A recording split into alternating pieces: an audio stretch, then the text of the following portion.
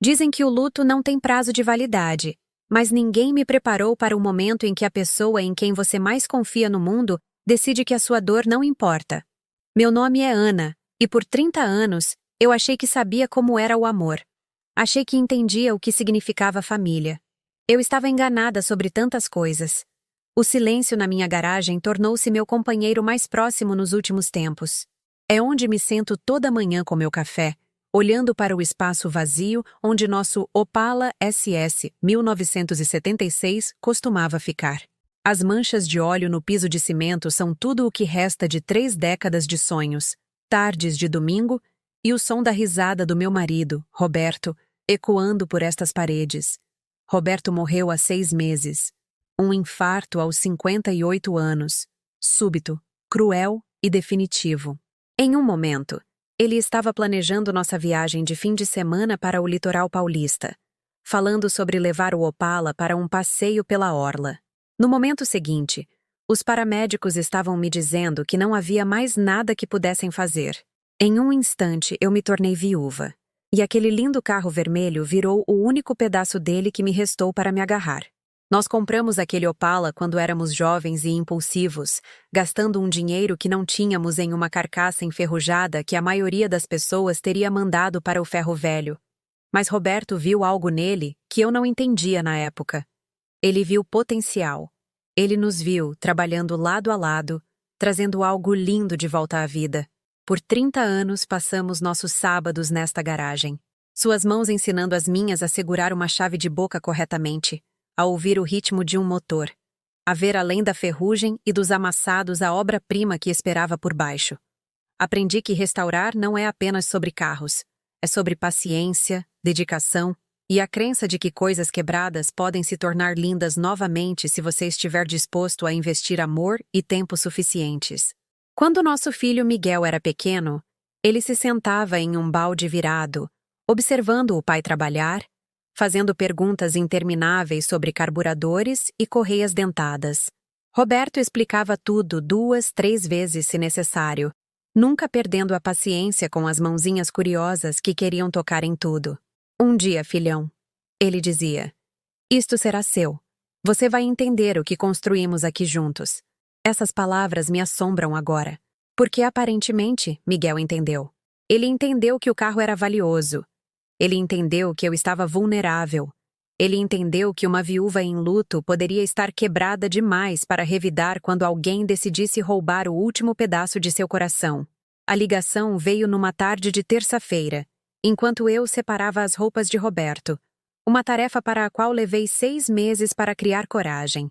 A voz de Miguel era alegre, casual, como se estivesse falando sobre o tempo ou perguntando sobre o jantar. Mãe, tenho uma ótima notícia. O aniversário da Jennifer está chegando e planejei algo muito especial. Vamos para Dubai por 2 semanas. Hotel 5 estrelas, tratamentos de spa, tudo do bom e do melhor. Ela merece, depois de tudo o que passou. Tudo o que ela passou. Como se ter 35 anos fosse uma idade avançada. Como se suas pequenas dificuldades no trabalho se comparassem a perder o amor da sua vida. Como se sua decepção por não ter sido promovida fosse equivalente a ver paramédicos trabalhando freneticamente no peito do seu marido enquanto você sabe, no fundo da alma, que ele já se foi. Parece ótimo, querido, consegui dizer, dobrando a camisa xadrez de flanela favorita de Roberto com as mãos que não paravam de tremer. Tenho certeza de que ela vai adorar.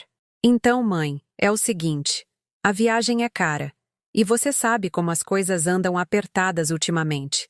Mas eu encontrei uma solução. Vendi o carro do pai. Consegui 45 mil por ele. Dá para acreditar? Todos aqueles anos que ele passou trabalhando naquela lata velha, e no fim valeu alguma coisa. A camisa caiu das minhas mãos. A sala girou, e por um momento, não consegui respirar. As palavras ecoaram na minha mente como tiros, cada uma atingindo seu alvo com uma precisão devastadora. Vendi. O carro do pai. Valeu alguma coisa. Você... O quê? Minha voz saiu como um sussurro, quase inaudível até para mim mesma. Vendi o Opala. Qual é, mãe? Não faz essa voz. Ele estava lá parado, juntando poeira. O pai se foi e você nem dirige. Pelo menos assim, ele está servindo para alguma coisa, nos ajudando a criar memórias com a Jennifer. O pai ia querer que a gente fosse feliz, certo? Se você gosta de histórias emocionantes como esta, por favor, inscreva-se no nosso canal. Estamos tentando alcançar 1000 inscritos, e isso realmente ajuda nosso trabalho. E comente de qual cidade você está assistindo. Parado, juntando poeira. O carro que Roberto passou 30 anos restaurando, o veículo que usamos no nosso primeiro encontro depois que a restauração ficou pronta, o Opala que ainda tinha um leve cheiro do perfume dele e do hidratante de couro que ele aplicava religiosamente todo mês. O carro onde nos sentamos juntos poucos dias antes de ele morrer, planejando nossa viagem de aposentadoria pelo Brasil, mapeando todas as cidadezinhas e rotas cênicas que queríamos explorar juntos. Miguel, eu disse, minha voz ficando mais forte a cada palavra. Aquele carro não era seu para vender. Tecnicamente, mãe. Meio que era. O pai deixou tudo para nós dois, lembra? E vamos ser honestos. O que você vai fazer com um carro daqueles? Você tem 55 anos, não 25. Jennifer e eu somos jovens. Temos a vida inteira pela frente.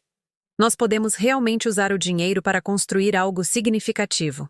Construir algo significativo.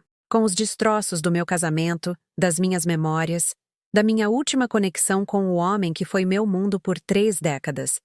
Eu queria gritar, exigir que ele me dissesse onde estava meu carro, insistir que ele revertesse qualquer transação que tivesse arrancado o último pedaço do legado do meu marido. Em vez disso, ouvi a mim mesma dizendo: entendi. Essas 2 palavras carregavam o peso de cada decepção, cada momento em que preferi não criar caso, cada vez que engoli minha dor para manter a paz em uma família que, aparentemente, não valorizava a paz quando se tratava dos meus sentimentos. Entendi. A resposta de uma mulher que passou 55 anos aprendendo a se fazer menor, mais quieta, mais complacente. Eu sabia que você ia entender, mãe. Você sempre foi tão razoável sobre tudo. E olha, a Jennifer disse que vai te mandar muitas fotos de Dubai. Você vai adorar ver todos os lugares chiques que vamos visitar. Fotos da minha nora aproveitando férias financiadas pela venda do legado do meu marido. Imagens de luxo compradas com a demolição do meu último santuário. Registros da felicidade deles construída sobre os alicerces do meu coração partido. Depois que desliguei o telefone, caminhei até a garagem e fiquei no espaço vazio onde o Opala costumava ficar. O silêncio era ensurdecedor, preenchido pelo fantasma de memórias que nunca seriam criadas, conversas que nunca aconteceriam, sessões de restauração de domingo à tarde que nunca seriam retomadas.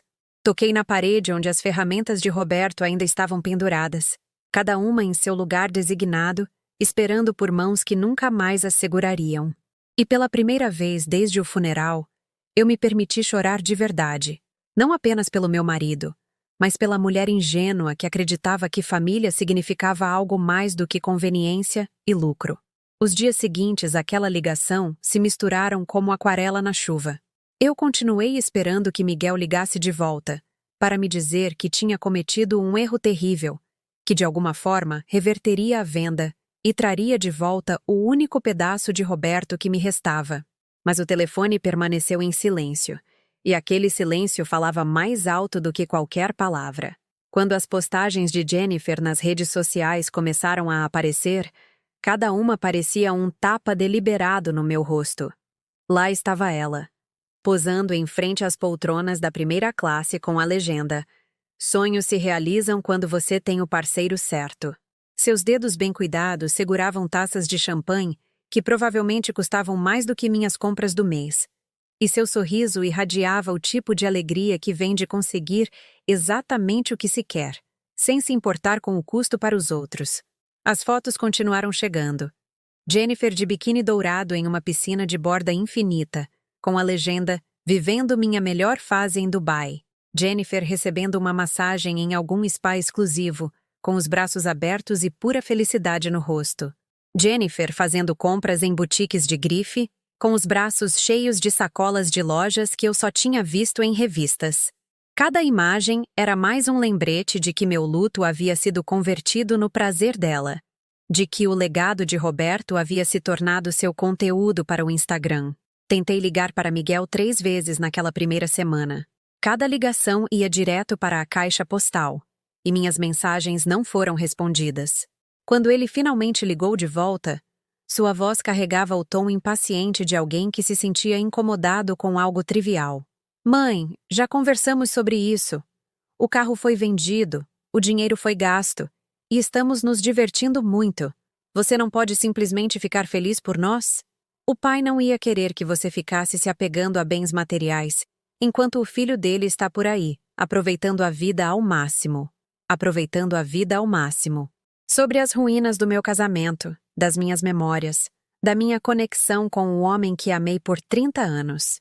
Eu queria perguntar se ele se lembrava de quando tinha 7 anos, sentado no banco do passageiro enquanto seu pai o ensinava a trocar de marcha. Eu queria lembrá-lo da manhã de Natal em que ele tinha 12 anos e encontrou uma miniatura do Opala debaixo da árvore, uma réplica exata do nosso, e de como seus olhos brilharam quando ele prometeu que um dia cuidaria do de verdade. Em vez disso, me vi pedindo desculpas.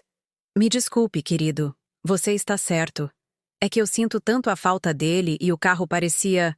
Parecia o quê, mãe? Um santuário? Isso não é saudável.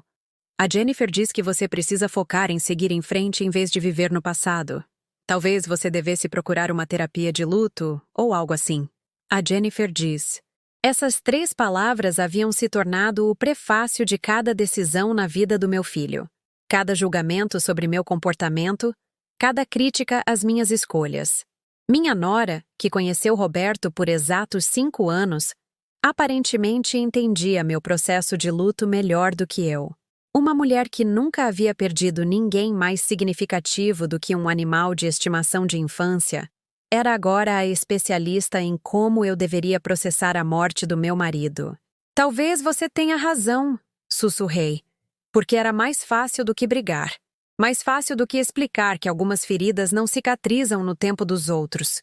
Os vizinhos começaram a notar a garagem vazia. Dona Helena, a vizinha do lado, que sempre admirara a pintura vermelha brilhante e os detalhes cromados do Opala, me perguntou uma manhã por que eu não o estava levando mais para passear.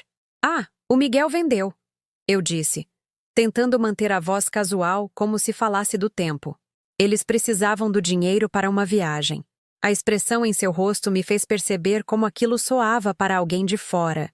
Sua expressão mudou de curiosidade para algo que parecia desconfortavelmente com pena, e eu me vi através dos olhos dela. Uma viúva em luto cujo filho vendeu seu bem mais precioso para financiar a viagem de aniversário da esposa. Eu sinto muito, Ana, disse ela, suavemente. Eu sei o quanto aquele carro significava para você e para o Roberto. A gentileza dela quase me quebrou ali mesmo, na calçada, porque ela entendia o que Miguel se recusava a ver, que o carro não era apenas metal, cromo e bancos de couro. Era cada manhã de sábado trabalhando lado a lado com meu marido, cada passeio de domingo sem destino certo, cada momento em que nos sentávamos juntos no banco do motorista e planejávamos nosso futuro enquanto o motor aquecia na garagem. A notícia se espalhou pelo bairro com a eficiência silenciosa da fofoca de cidade pequena. Eu podia sentir a simpatia nos olhares das pessoas, a maneira como as conversas paravam quando eu passava, o jeito cuidadoso como os amigos perguntavam como eu estava. Todos pareciam entender, exceto as 2 pessoas que mais deveriam entender.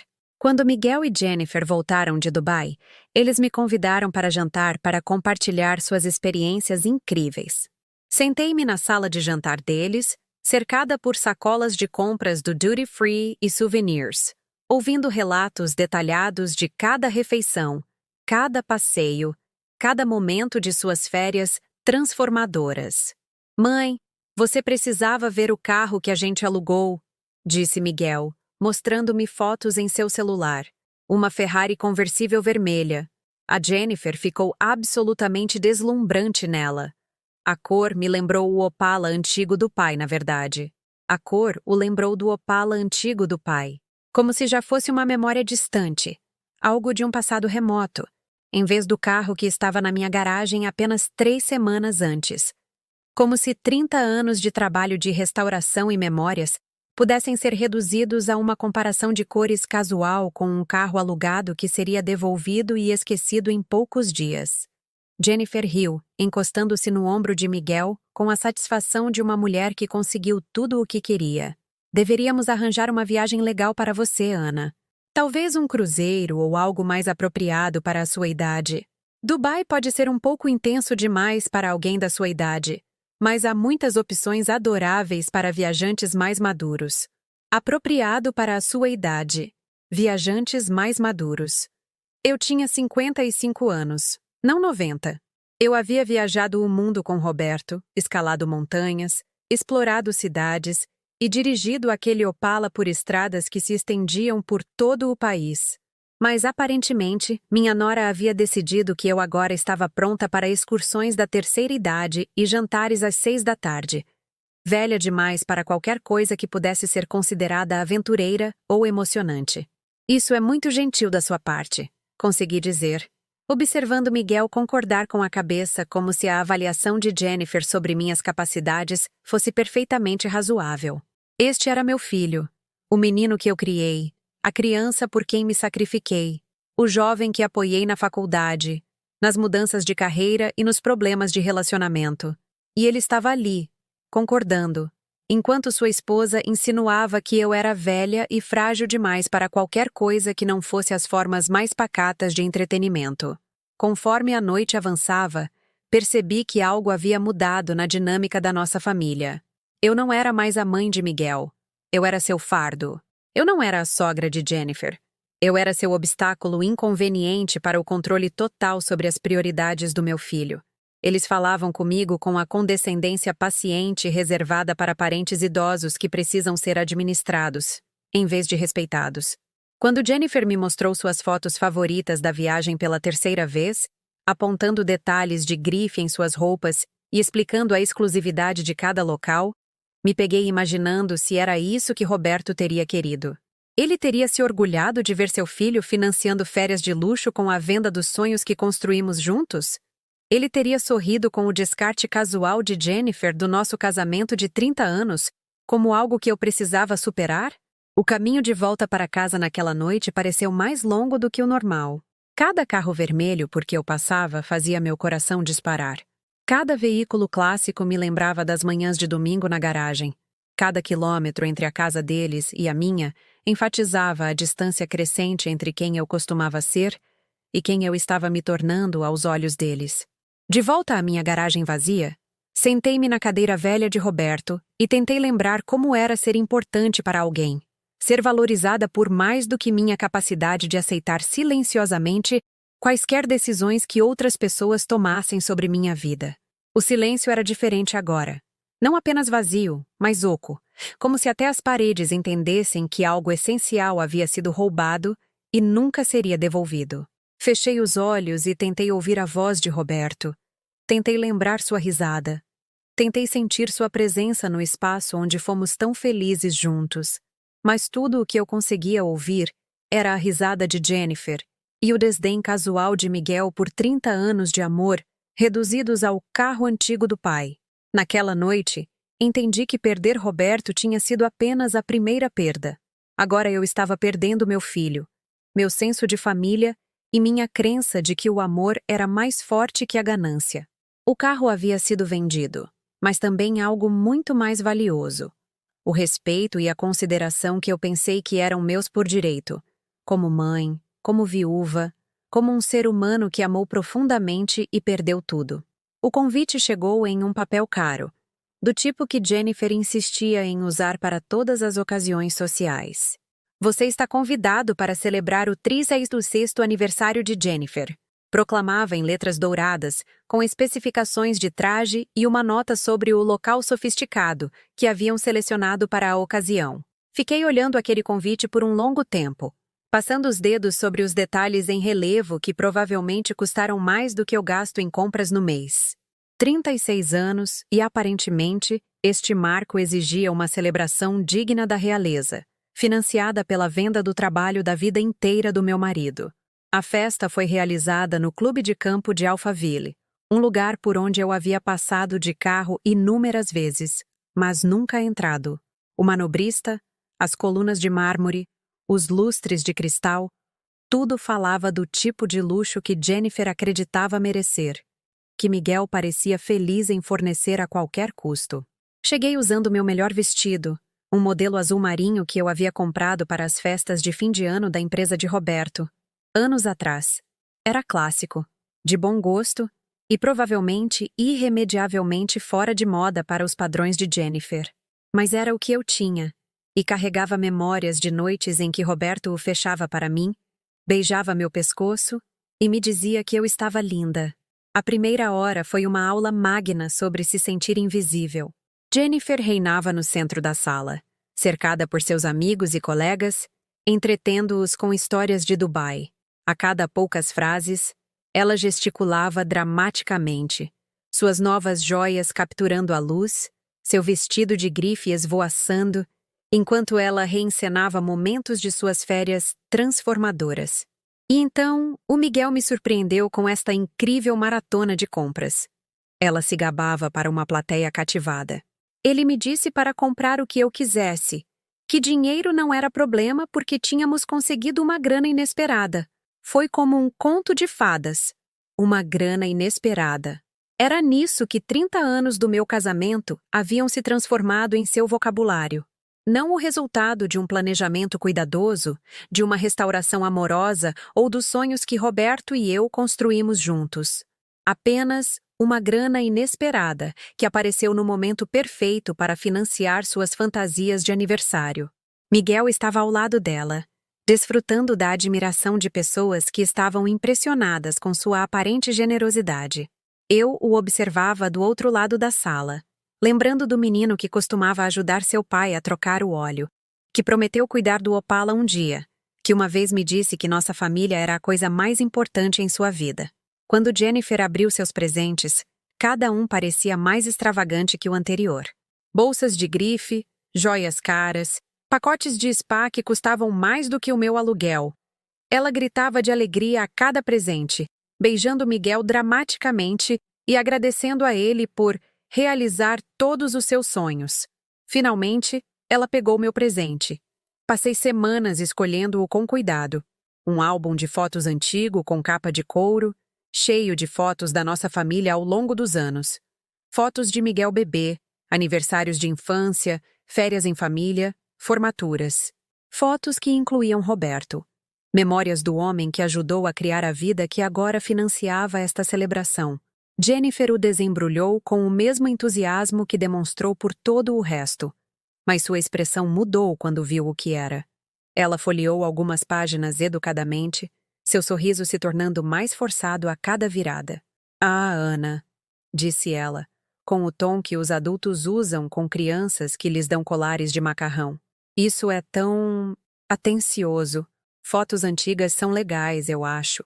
Muito sentimental." Ela o deixou de lado rapidamente, passando para o próximo presente sem um segundo olhar. Alguém lhe deu um lenço de seda que custou mais que a prestação do meu carro, e sua empolgação voltou imediatamente.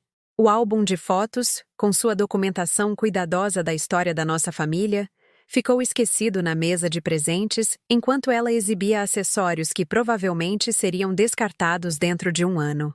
Mais tarde, me encontrei sozinha perto das janelas com vista para o campo de golfe, observando as conversas alheias e me perguntando por que eu tinha vindo.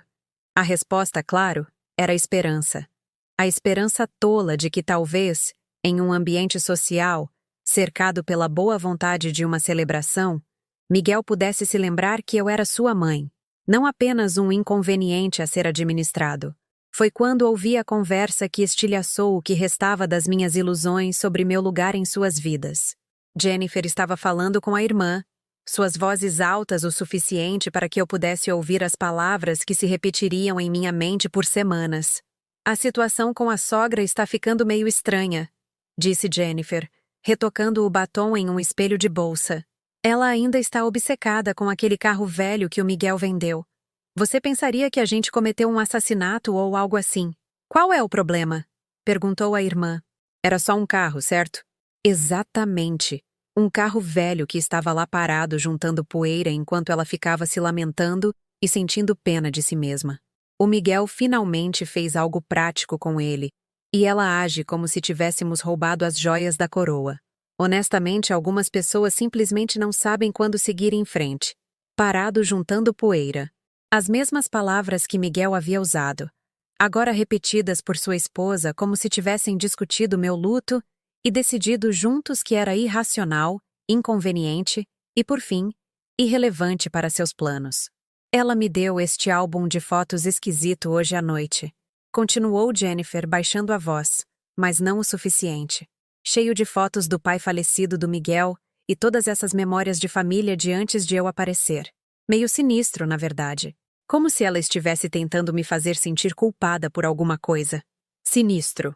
20 anos de momentos familiares cuidadosamente documentados, festas de aniversário, manhãs de Natal e formaturas, haviam sido reduzidos a sinistro, porque incluíam o homem que fora o pai de Miguel, meu marido, a pessoa cujo amor tornou nossa família possível em primeiro lugar.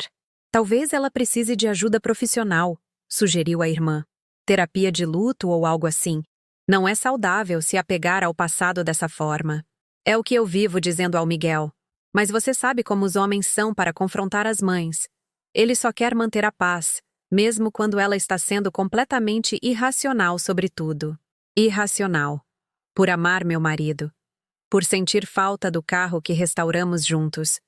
Por querer algum reconhecimento de que 30 anos de casamento significaram algo mais do que uma grana inesperada para financiar suas melhorias no estilo de vida.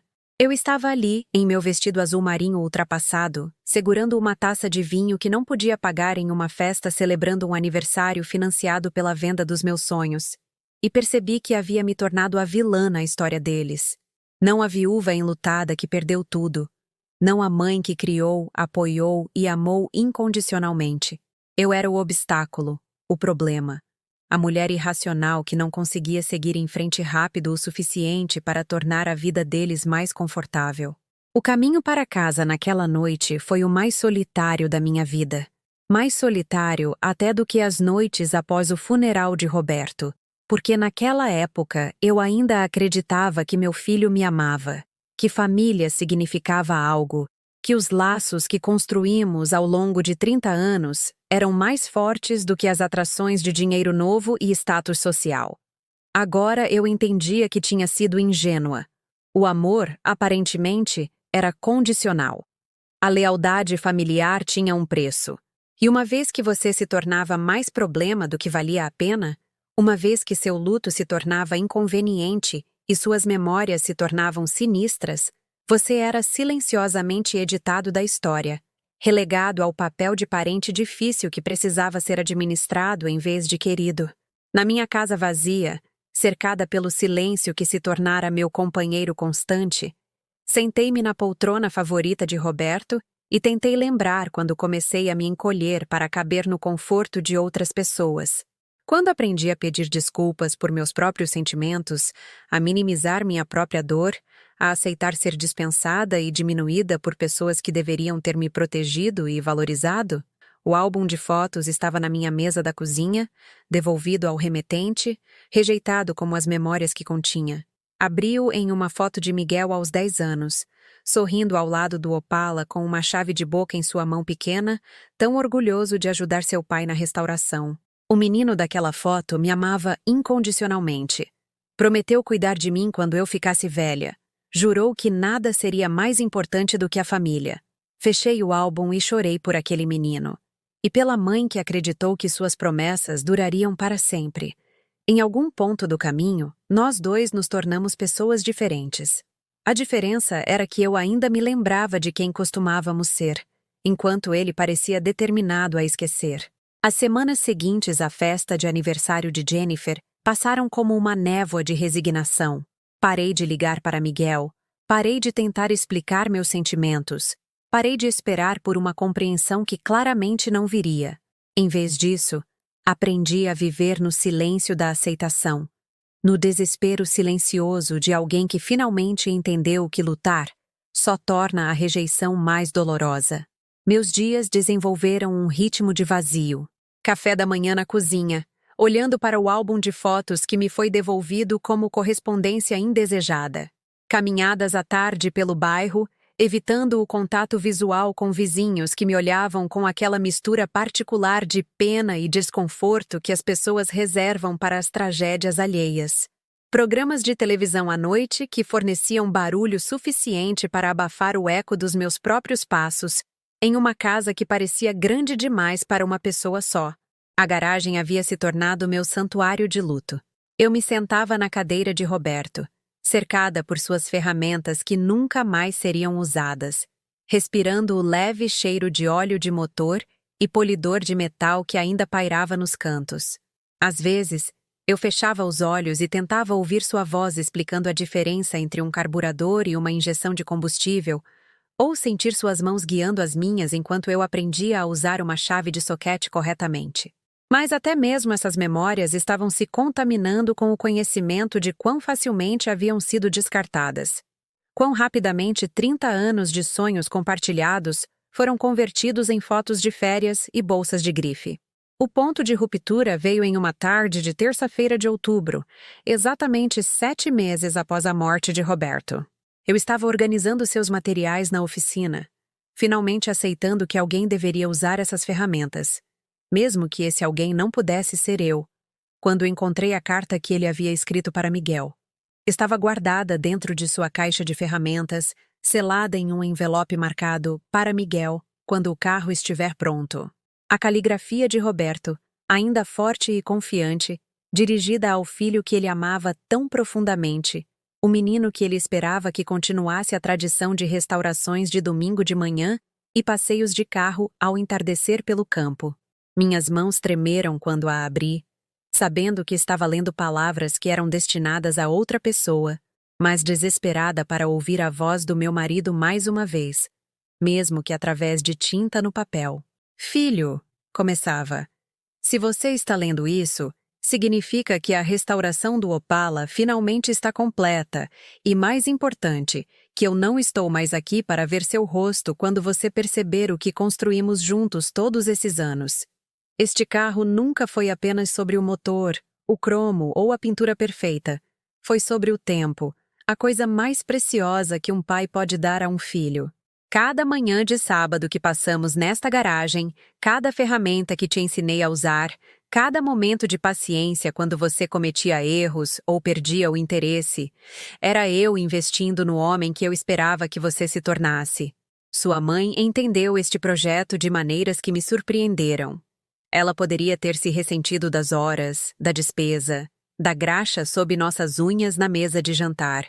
Em vez disso, ela se tornou parte dele. Ela aprendeu ao nosso lado, fez perguntas, nos trouxe café e sanduíches e nunca reclamou do tempo que isso tirava de outras coisas. O carro pertence a vocês dois agora, mas representa algo que pertence a nós três. A família que construímos juntos, um domingo de cada vez. Cuide dele, filho, mas, mais importante, cuide dela. Ela nos deu a ambos mais do que jamais poderíamos retribuir. Li a carta 3 vezes, cada palavra cortando mais fundo que a anterior. Roberto havia entendido o que o carro representava. Ele sabia que vendê-lo seria como vender a história da nossa família, nosso compromisso compartilhado, nosso amor tornado tangível em aço, cromo e bancos de couro gastos por incontáveis passeios juntos. Mas mais devastadora do que qualquer outra coisa era sua confiança em Miguel, sua fé de que o filho que ele criou honraria os valores que eles compartilharam, protegeria a mulher que apoiou seus sonhos por 30 anos.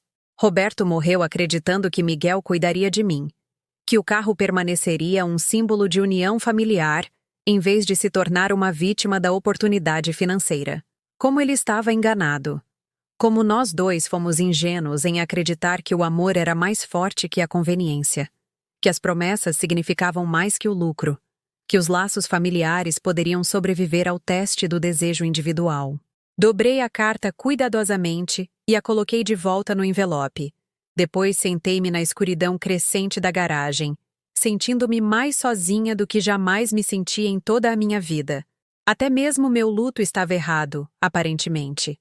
Até mesmo meu entendimento do que havíamos perdido era falho. Eu estava de luto por um carro, Mas Roberto estava construindo algo muito mais significativo. Um legado de valores familiares que deveria sobreviver à sua morte e nos unir através das gerações.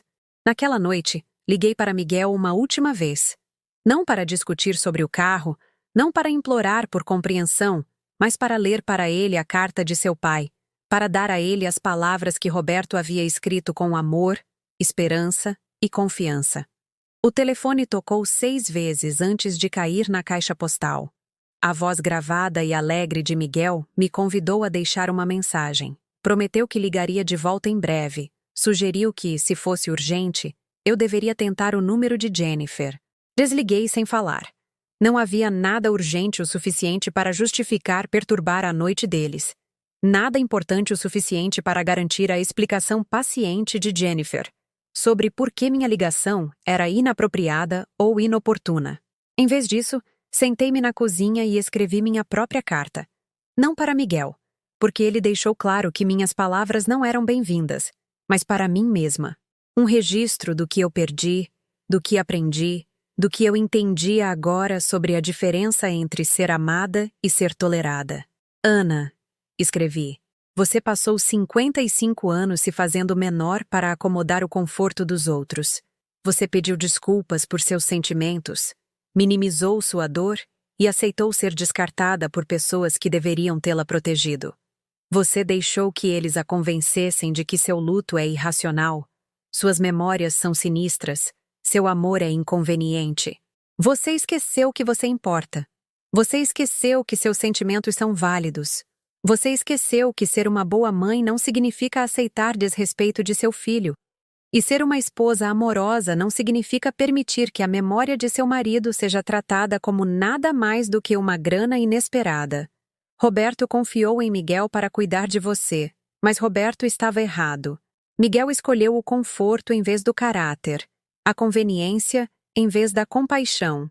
Ele escolheu uma mulher que a vê como um obstáculo em vez da mãe que o criou com amor e sacrifício. Mas você ainda tem escolhas. Você pode continuar a encolher, a se desculpar, a aceitar ser tratada como um fardo.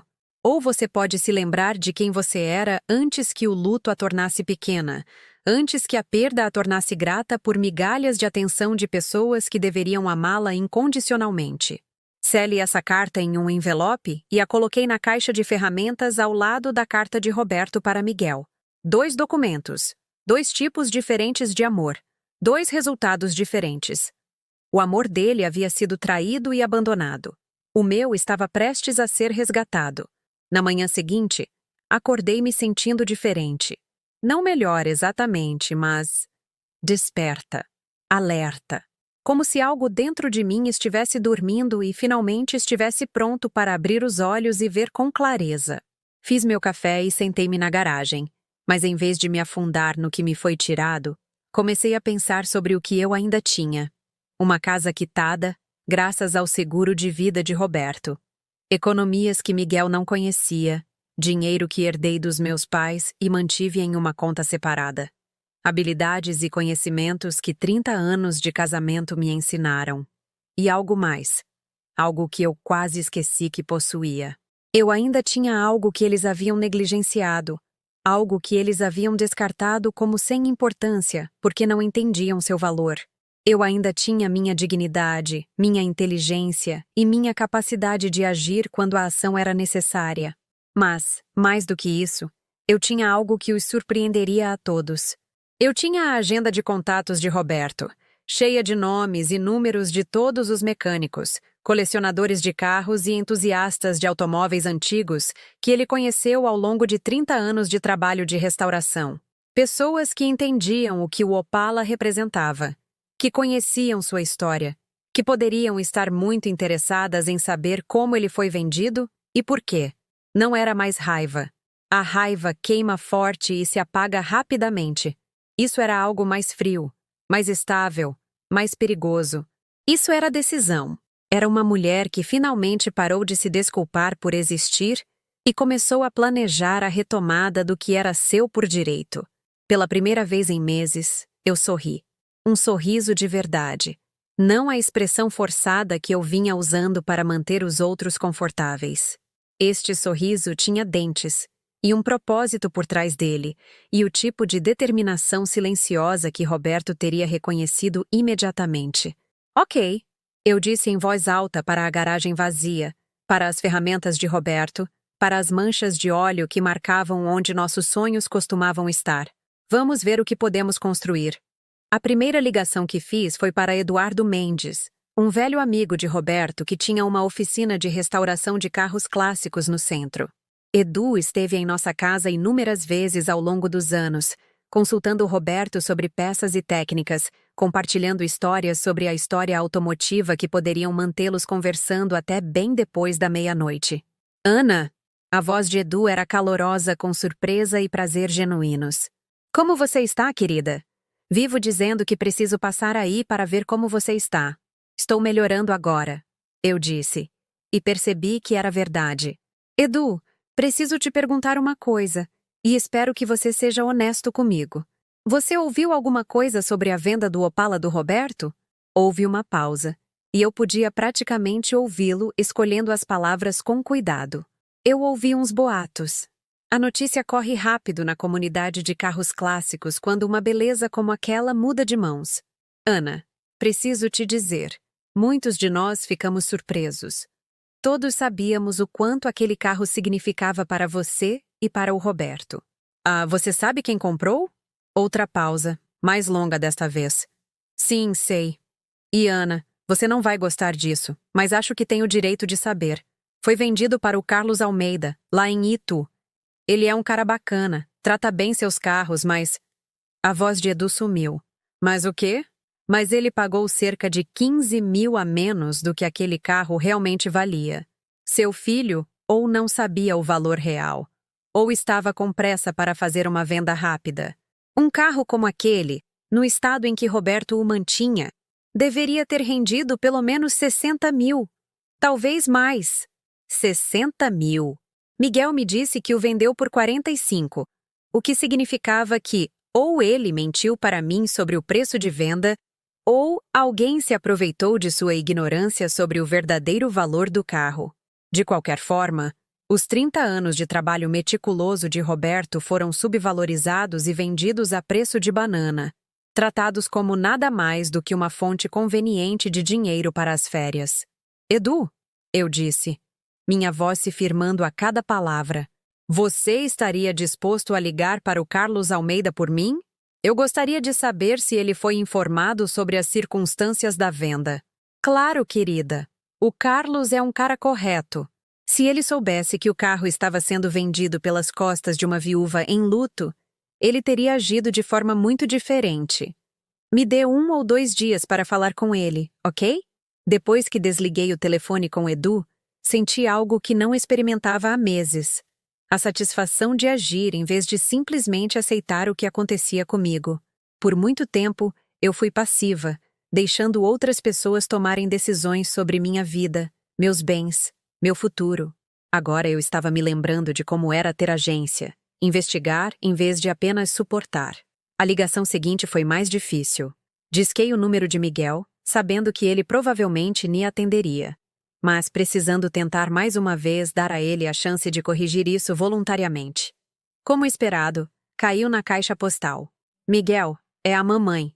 Encontrei a carta do seu pai hoje, a que ele escreveu para você sobre o Opala. Acho que você deveria ouvir o que ele queria te dizer. Me ligue de volta, por favor.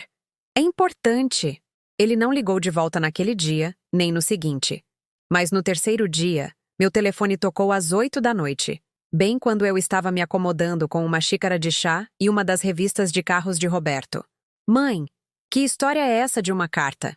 A voz de Miguel carregava aquele tom familiar de impaciência, como se eu estivesse interrompendo algo muito mais importante do que uma conversa com sua mãe. Seu pai escreveu para você antes de morrer, sobre o carro, sobre o que significava, sobre as esperanças dele para a nossa família. Acho que você deveria vir aqui e ler. Mãe, já passamos por isso 1000 vezes. O carro foi vendido, o dinheiro foi gasto, e a Jennifer e eu estamos seguindo com nossas vidas. Não preciso ler uma carta sentimental sobre um carro que já se foi. Uma carta sentimental. As últimas palavras de seu pai para ele, descartadas antes mesmo de serem ouvidas.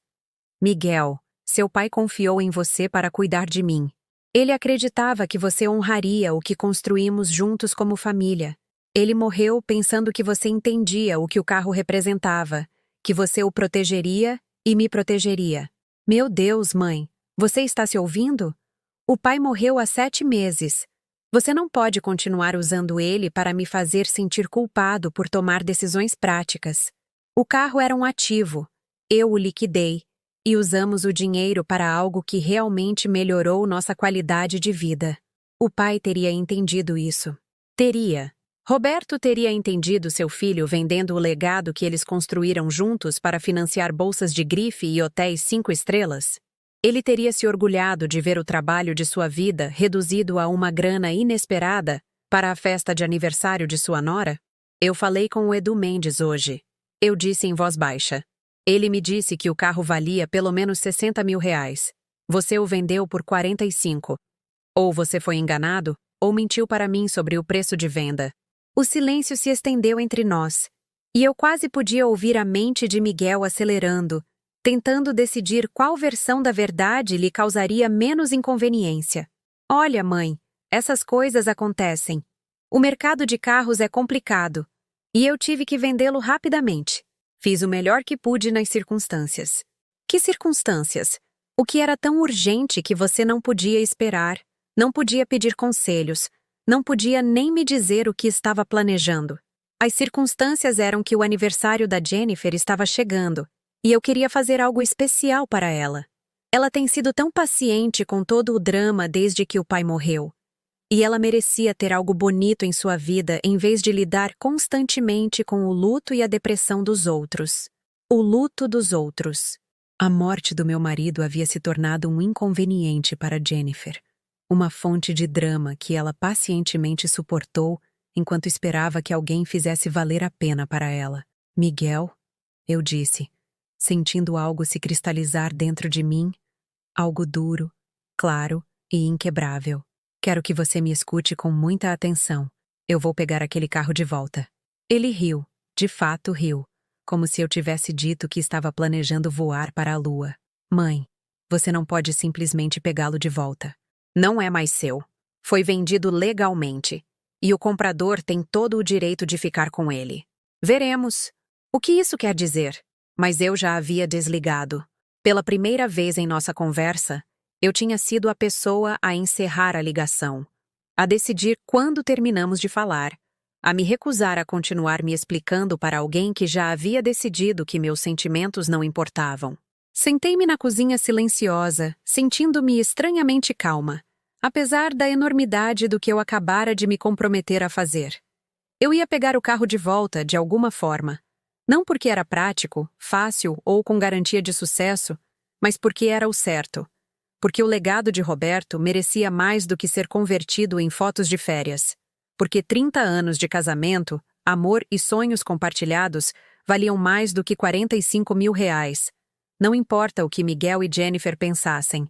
Mais do que isso, eu ia provar algo para mim mesma, que eu ainda era a mulher por quem Roberto se apaixonou, a pessoa que foi forte o suficiente para construir uma vida, um casamento e uma família. O indivíduo que existia antes que o luto me tornasse pequena, apologética e grata por migalhas de atenção de pessoas que deveriam me amar incondicionalmente. Abri a agenda de contatos de Roberto e comecei a fazer uma lista de números de telefone. Colecionadores de carros, mecânicos, especialistas em restauração, pessoas que conheceram e respeitaram meu marido, pessoas que entendiam que algumas coisas são mais valiosas do que seu valor monetário, pessoas que poderiam estar muito interessadas em saber que o Opala de Roberto Morrison havia sido vendido sob circunstâncias questionáveis por um filho que nunca apreciou seu verdadeiro significado. Eu não estava mais com raiva. A raiva era muito pequena, muito temporária, muito fácil de descartar ou esperar passar. Isso era algo mais profundo e duradouro.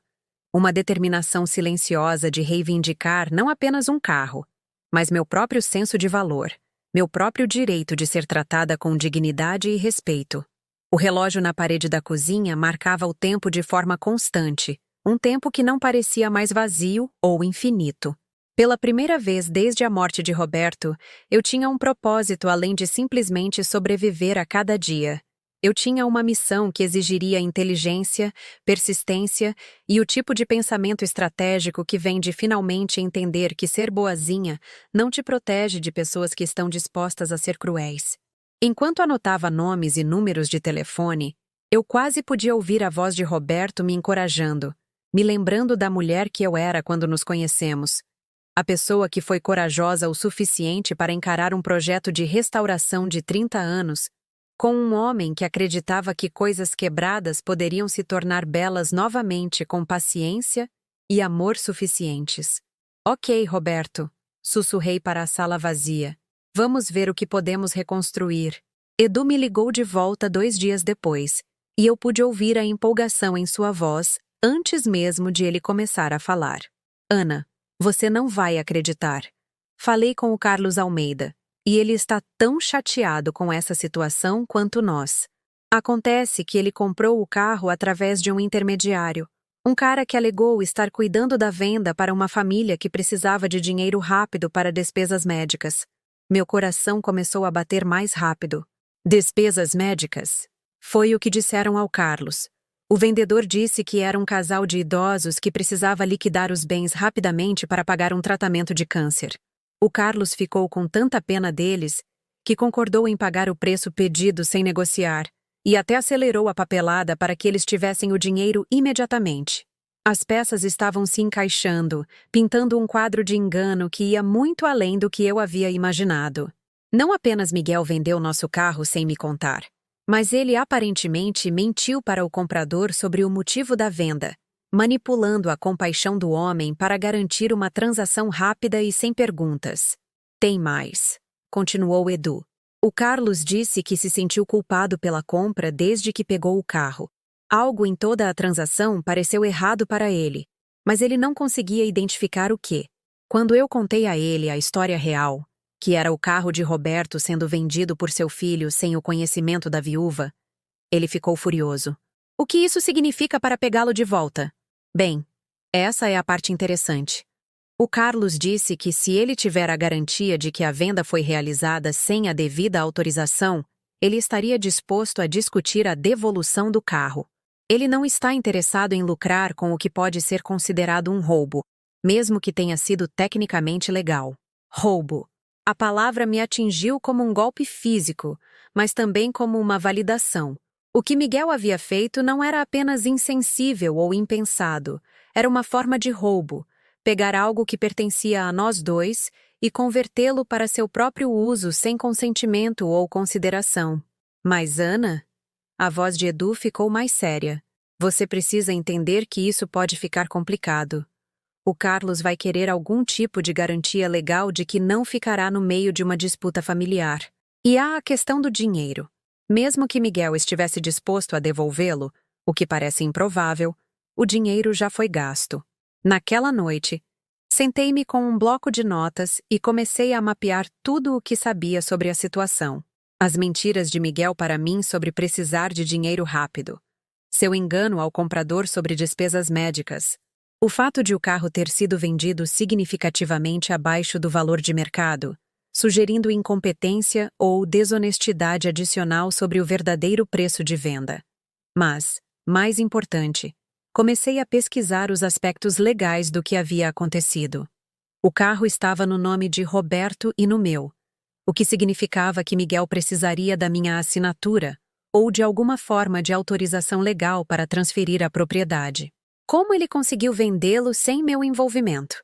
A resposta veio quando liguei para nossa corretora de seguros, Sara, que cuidava de nossas apólices de automóveis há mais de 15 anos. Ana, eu estava imaginando quando você ligaria sobre isso, disse Sara quando expliquei o motivo do telefonema. Tenho que admitir, fiquei surpresa quando o Miguel trouxe aqueles documentos, alegando ter uma procuração sobre seus assuntos. Procuração? As palavras saíram como um grasnido. Ele disse que você estava abalada demais após a morte de Roberto para lidar com questões financeiras e que você havia assinado papéis dando a ele autoridade para administrar seus bens. Perguntei se você queria estar presente para a transferência da apólice, mas ele disse que você estava emocionalmente frágil demais para lidar com a papelada do seguro. Emocionalmente frágil demais. Abalada demais. Meu filho convenceu uma corretora de seguros de que eu era mentalmente incapaz para facilitar o roubo do meu carro, e eu nem sabia que estava acontecendo. Sarah, eu nunca assinei nenhuma procuração. Eu nunca dei a Miguel autoridade para vender aquele carro, transferir o seguro ou tomar qualquer decisão sobre meus bens. O silêncio do outro lado da linha se estendeu pelo que pareceram minutos.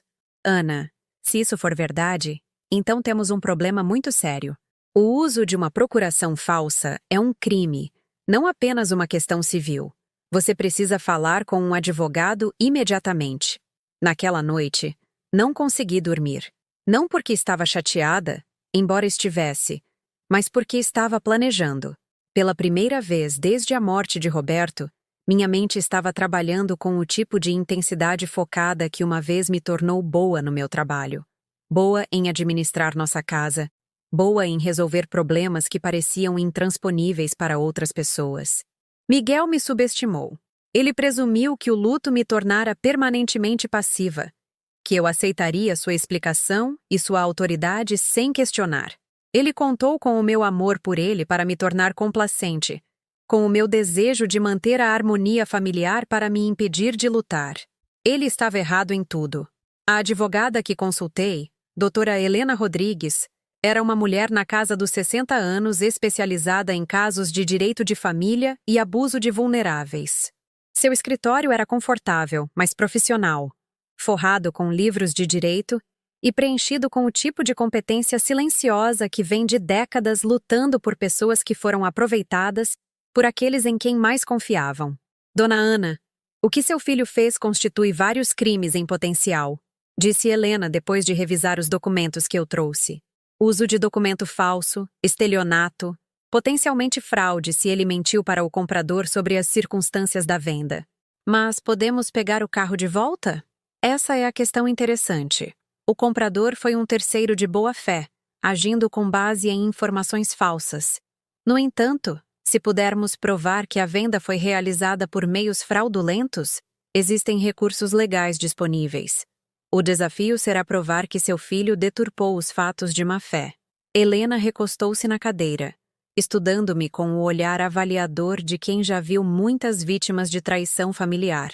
Preciso lhe perguntar isto diretamente. Você está preparada para as consequências de levar isso adiante judicialmente? Acusações criminais podem resultar em seu filho enfrentando pena de prisão.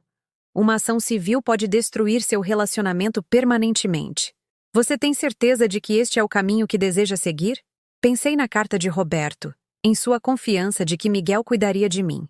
Pensei na risada de Jennifer enquanto exibia suas fotos de férias, no desdém de Miguel pelo meu luto como drama, na maneira como eles reduziram 30 anos de casamento a uma grana inesperada.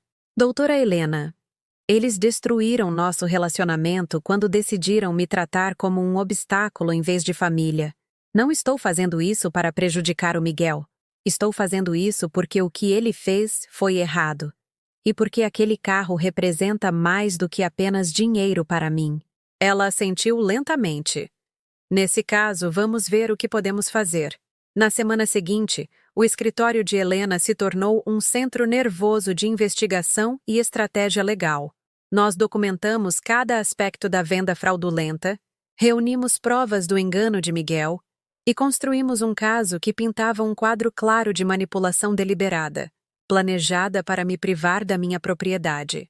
O avanço decisivo veio quando o investigador de Helena descobriu que Miguel não só havia falsificado a procuração, mas também aberto uma conta bancária separada onde depositou o dinheiro da venda, mantendo-o longe de quaisquer contas conjuntas que pudessem levantar questões sobre a origem dos fundos. Isso estabelece a intenção, o dolo, explicou Helena. Ele sabia que estava fazendo algo errado, senão não teria se dado a tanto trabalho para esconder o rastro do dinheiro. Mas a prova mais contundente veio de uma fonte inesperada: as redes sociais de Jennifer. Sua documentação detalhada das férias em Dubai, completa com marcações de tempo e local, Forneceu um registro perfeito de como exatamente o dinheiro roubado foi gasto. Sua nora pode ter nos feito um favor tremendo, observou Helena, navegando pelo perfil de Jennifer no Instagram. Cada tratamento de spa, cada maratona de compras de grife, cada jantar 5 estrelas.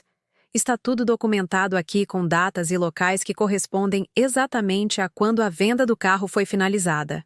Enquanto nos preparávamos para contatar o advogado de Carlos Almeida sobre a devolução do carro, senti algo que quase esqueci que existia. A confiança serena que vem de estar do lado certo, de lutar por algo que importa, de se recusar a ser ignorada ou diminuída por pessoas que contaram com o meu silêncio. Miguel me ensinou uma lição importante, embora não a que ele pretendia. Ele me mostrou que amor sem respeito não vale nada, que laços familiares sem consideração mútua não têm sentido, que ser gentil com pessoas que te tratam mal só as encoraja a te tratar pior. A mulher que havia aceitado seu desdém casual por seu luto, que havia pedido desculpas por seus próprios sentimentos, que havia se encolhido para caber no conforto dos outros. Aquela mulher não existia mais. Em seu lugar, havia alguém mais forte, mais sábia e infinitamente mais perigosa para pessoas que confundiram bondade com fraqueza. Eu não era mais a viúva enlutada que poderia ser manipulada com promessas de harmonia familiar. Eu era a esposa de Roberto Morrison e estava vindo para reivindicar o que pertencia a nós dois. A ligação veio numa manhã de quinta-feira, enquanto eu revisava documentos legais na mesa da minha cozinha. O nome de Miguel apareceu na tela do meu celular, e por um momento, considerei deixar cair na caixa postal. Mas algo me disse que esta conversa seria diferente de todas as outras. Mãe, a gente precisa conversar. Sua voz estava tensa, controlada. Mas eu podia ouvir o pânico por baixo. Você pode vir aqui hoje à noite? A Jennifer vai fazer o jantar. A Jennifer vai fazer o jantar.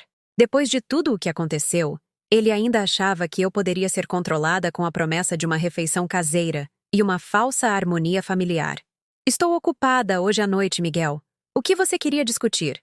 Olha, uma advogada me ligou ontem fazendo perguntas sobre o carro do pai. Eu não sei o que você disse para ela, mas você está transformando isso numa tempestade em copo d'água. Uma advogada. Como se a doutora Helena Rodrigues fosse apenas uma pessoa qualquer que contratei para causar problemas, em vez de uma advogada respeitada e especializada em casos exatamente como o meu. A advogada está fazendo perguntas porque o que você fez foi ilegal, Miguel. Você falsificou documentos, mentiu para o comprador e roubou minha propriedade. Isso não são acusações, são fatos. Pelo amor de Deus, mãe, eu não roubei nada. O carro legalmente fazia parte do espólio do pai e, como filho dele, eu tinha todo o direito de tomar decisões sobre como lidar com seus bens. Na verdade, Miguel, você não tinha.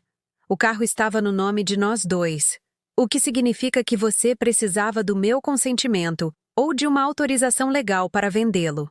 Como você falsificou a procuração, o que você fez constitui roubo, fraude e abuso de vulnerável. O silêncio se estendeu entre nós, e eu quase podia ouvi-lo tentando descobrir o quanto eu realmente sabia, quantas provas eu havia reunido, quão sério poderia ser o problema legal que ele estava enfrentando. Mãe, olha, talvez eu tenha cometido alguns erros com a papelada. Talvez eu devesse ter lidado com as coisas de forma diferente. Mas você tem que entender. Eu estava tentando ajudar nós dois. Você estava tão deprimida depois que o pai morreu, tão perdida e confusa. Pensei que cuidar da situação do carro seria uma coisa a menos para você se preocupar. Uma coisa a menos para eu me preocupar. Ele ainda estava tentando pintar o roubo como gentileza, o engano como proteção, a traição como cuidado. Miguel, eu vi os extratos bancários. Eu sei sobre a conta separada onde você depositou o dinheiro.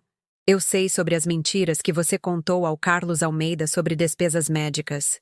Eu sei sobre cada tratamento de spa e bolsa de grife que a Jennifer comprou com o dinheiro da venda do legado do meu marido. Outro silêncio, mais longo desta vez.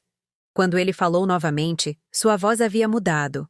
A paciência condescendente se foi, substituída por algo mais ríspido e desesperado. Ok, tudo bem. Você quer jogar pesado? Então vamos falar sério.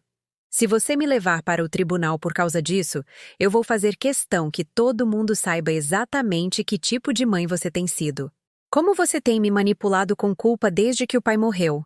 Como você tem usado a memória dele para controlar minha vida e meu casamento? A ameaça pairou no ar entre nós, e eu percebi que este era o momento para o qual eu estava me preparando sem saber.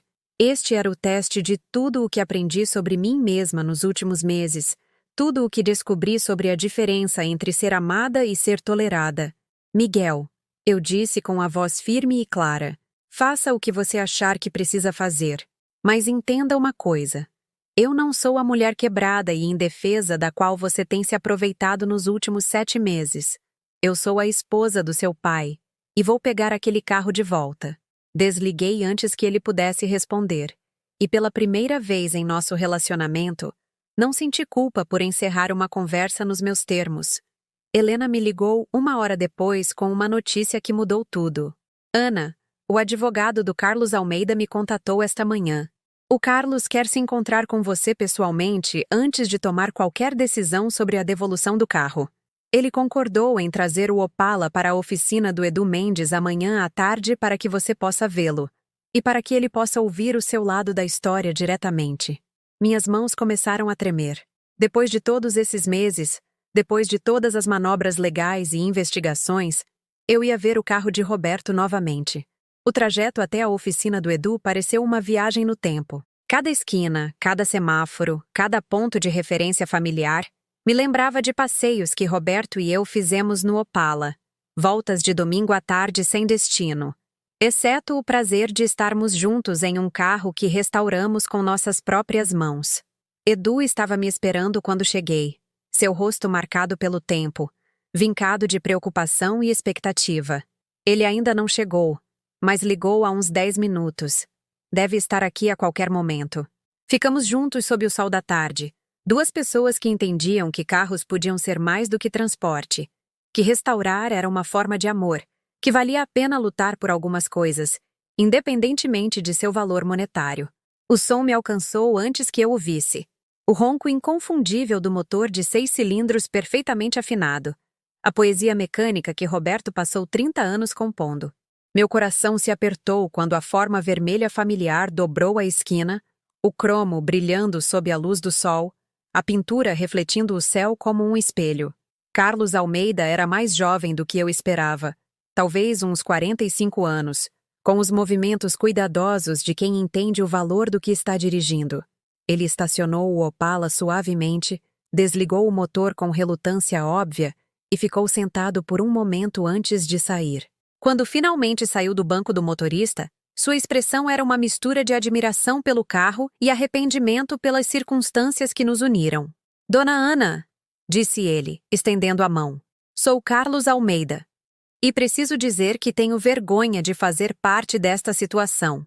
Nós 3 ficamos ao redor do carro como enlutados em um funeral. Cada um de nós entendendo que aquilo não era apenas sobre posse ou direitos legais, mas sobre algo mais fundamental, sobre verdade, sobre respeito, sobre a diferença entre o que é legal e o que é certo. Ele é lindo, disse Carlos suavemente, passando a mão pela lateral do carro. Seu marido era um mestre. Cada detalhe é perfeito. Cada componente restaurado para uma condição melhor que a original. Nunca vi um trabalho com esta qualidade. Andei lentamente ao redor do carro, vendo o trabalho de Roberto em cada detalhe cuidadosamente escolhido. Os para-choques cromados que ele poliu até brilharem como joias. Os bancos de couro que ele hidratou com produtos pesquisados e selecionados ao longo de meses. O compartimento do motor, onde cada componente estava posicionado com a precisão de um relojoeiro. Mas, mais do que o trabalho artesanal, eu podia sentir a presença dele. No banco do motorista, onde suas mãos seguraram o volante. No banco do passageiro, onde me sentei ao lado dele em inúmeros passeios.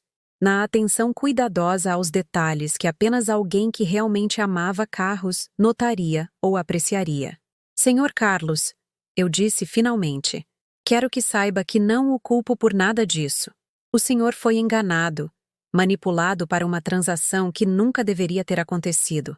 Mas este carro, Não é apenas um bem ou um item de colecionador. É a história do meu casamento. 30 anos de sonhos compartilhados, de sábados de manhã, e do tipo de amor que constrói algo lindo junto. Carlos assentiu, seus olhos nunca deixando o carro.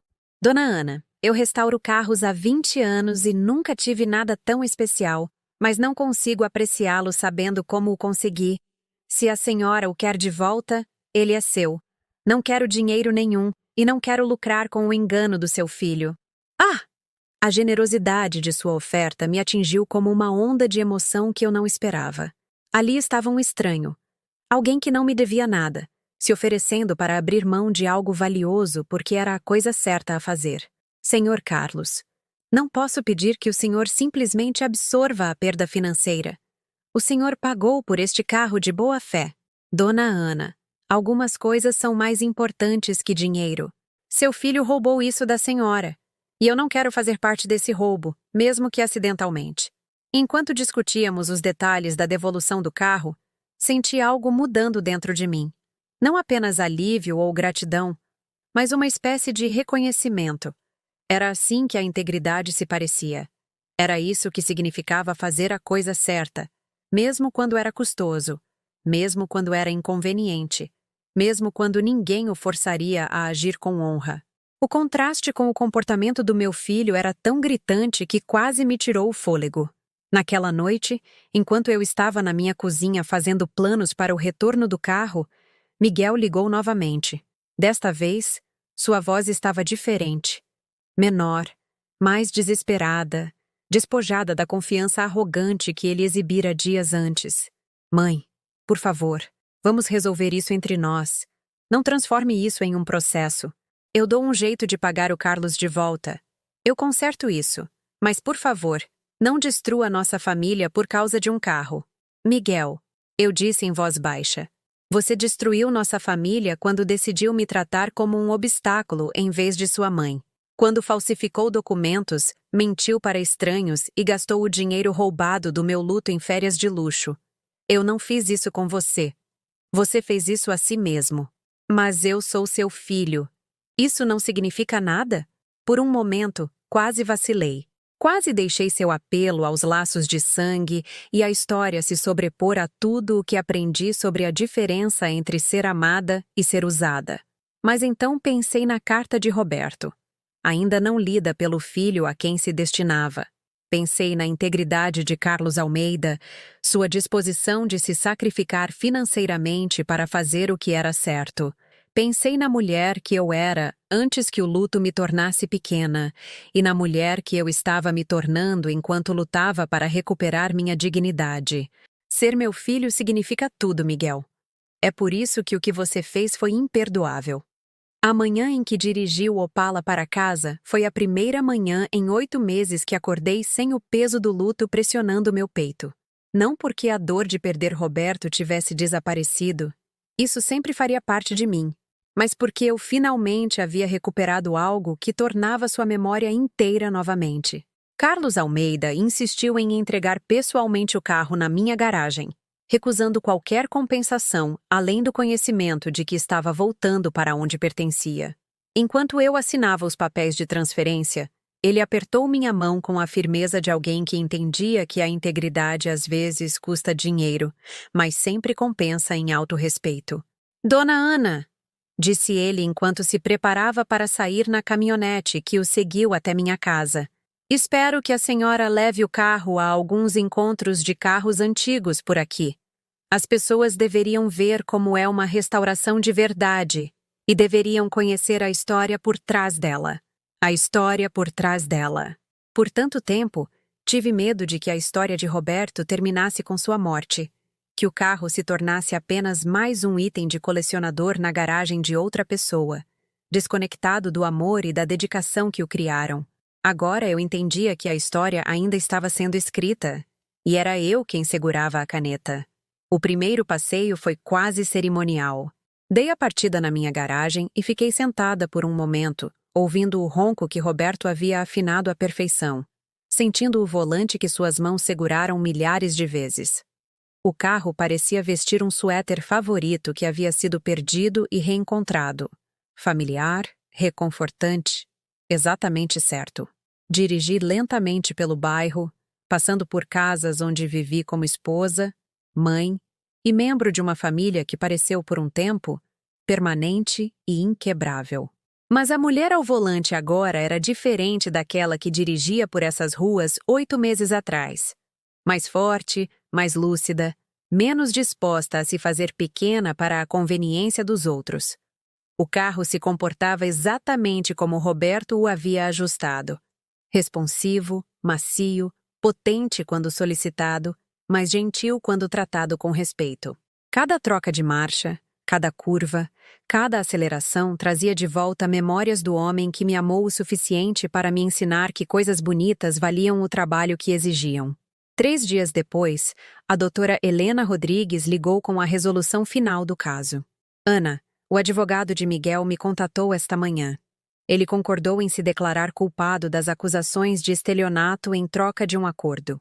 Sem tempo de prisão, mas ele terá a ficha criminal manchada, pagará uma multa e será obrigado a pagar uma indenização pelos danos morais e custos legais que você teve.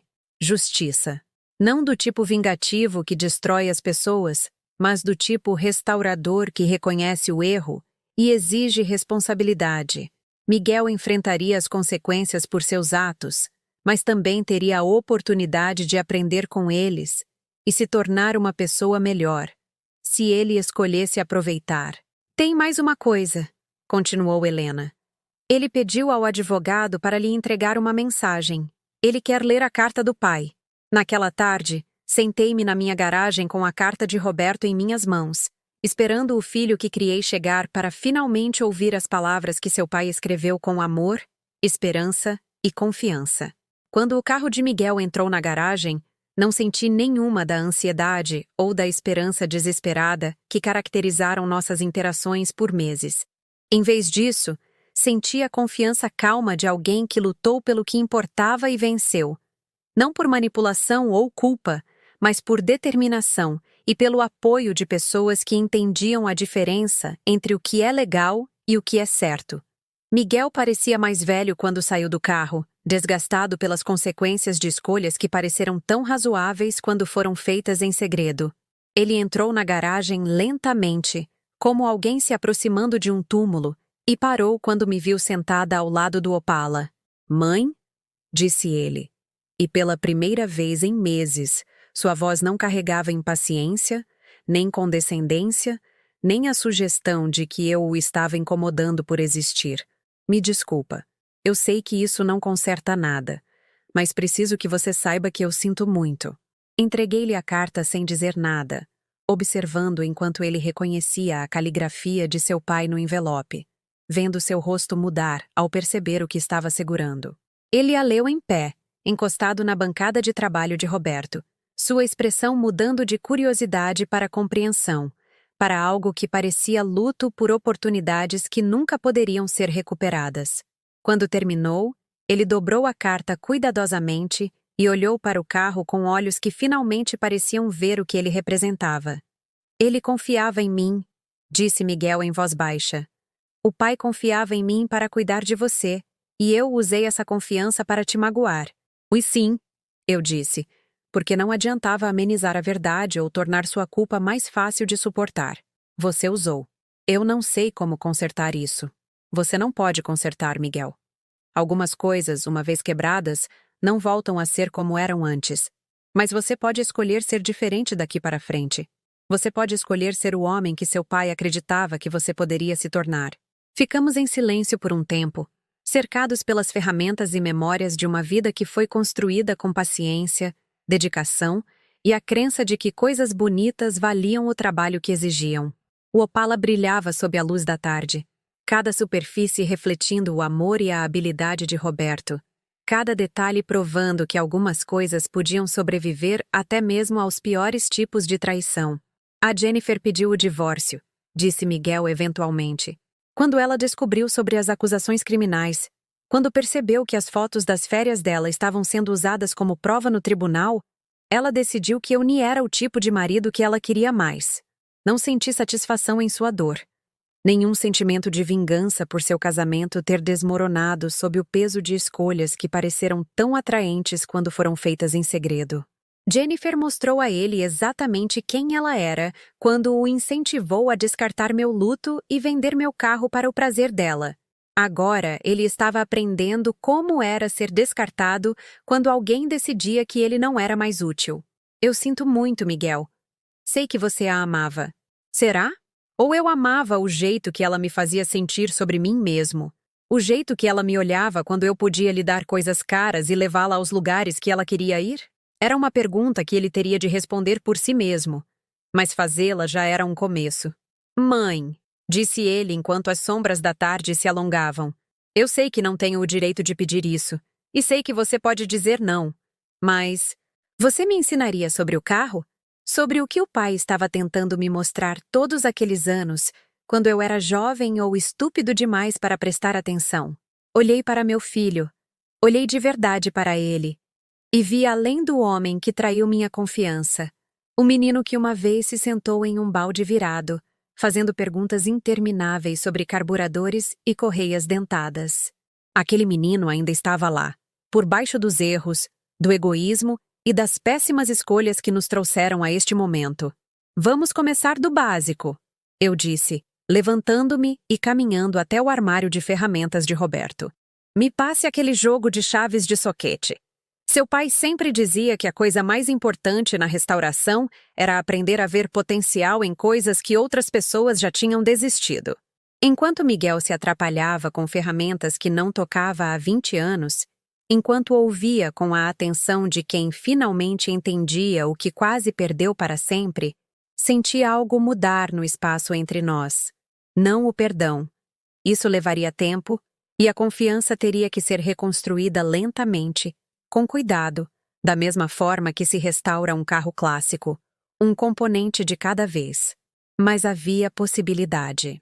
A possibilidade de que coisas quebradas pudessem se tornar belas novamente com paciência e amor suficientes. A possibilidade de que as pessoas pudessem aprender com seus erros e escolher ser melhores. A possibilidade de que famílias, como carros, pudessem sobreviver até mesmo aos piores tipos de dano se alguém estivesse disposto a fazer o trabalho necessário para torná-las inteiras. Naquela noite, depois que Miguel foi embora com graxa sob as unhas e o começo de um entendimento em seus olhos, peguei o Opala para um longo passeio pelo interior. O sol estava se pondo atrás das colinas que Roberto e eu havíamos explorado juntos, pintando o céu em tons de dourado e âmbar que faziam tudo parecer uma pintura. Dirigi com as janelas abertas, sentindo o vento no meu cabelo e a potência do motor sob mim, entendendo finalmente que algumas coisas são valiosas demais para serem vendidas, importantes demais para serem abandonadas, belas demais para serem reduzidas a uma grana inesperada, para os sonhos de outras pessoas. A estrada se estendia à minha frente, cheia de possibilidades que eu não imaginava quando pensei que minha história estava terminando com a morte de Roberto. Eu havia descoberto que era mais forte do que sabia, mais corajosa do que acreditava, e mais valiosa do que pessoas que não me amavam direito tentaram me convencer. Mais importante, aprendi que a dignidade não é algo que os outros podem tirar de você. É algo que você escolhe reivindicar para si mesma, uma decisão de cada vez, um dia de cada vez, 1 quilômetro de cada vez, por estradas que levam aonde quer que você decida ir. Enquanto voltava para casa na escuridão que se aproximava, os faróis do Opala cortando sombras que não pareciam mais ameaçadoras, entendi que o legado de Roberto não era apenas um carro. Era o conhecimento de que o amor de verdade, constrói coisas que duram, que o trabalho paciente cria beleza, que algumas promessas valem a pena ser mantidas, mesmo quando mantê-las exige que você lute por aquilo em que acredita. Eu mantive minha promessa a ele e a mim mesma. Eu reivindiquei o que pertencia a nós dois. E agora, com a estrada aberta à minha frente e o som de um motor perfeitamente afinado cantando sob mim, eu estava pronta para descobrir o que viria a seguir em uma história que eu finalmente era corajosa o suficiente para escrever por mim mesma.